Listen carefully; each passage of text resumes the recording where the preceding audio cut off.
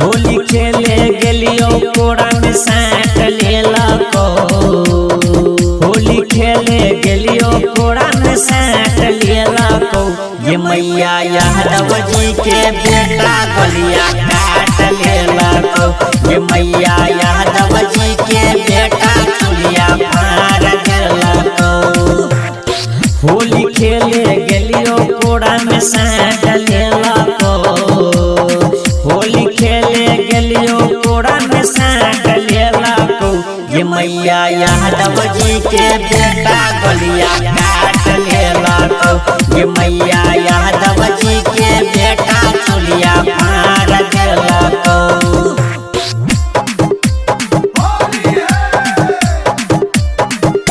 ये मैया यादव जी के बेटा गलिया काट लेला को। मिक्स बाय हिटकी बाजार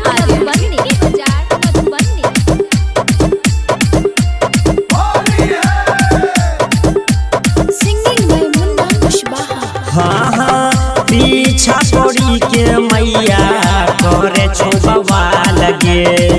रोज रोज रोहिया में कहो मालमा लगे। हाँ पीछा छोड़ी के मैया करे छोबवा लगे। रोज रोज रोहिया में कहो मालमा लगे।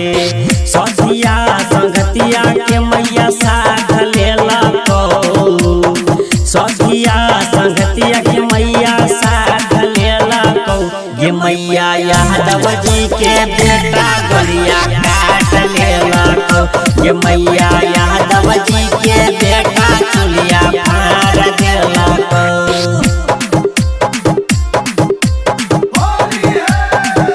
ये मैया यादव जी के बेटा गलिया काट लेला को। मिक्स बाय हिटकी बाजार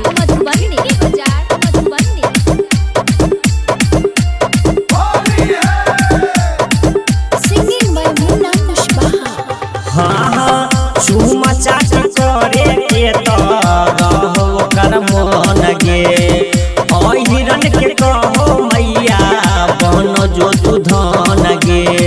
बनो जो तू धन गे। चूमा चाची करे के तो रहो कर मन गे।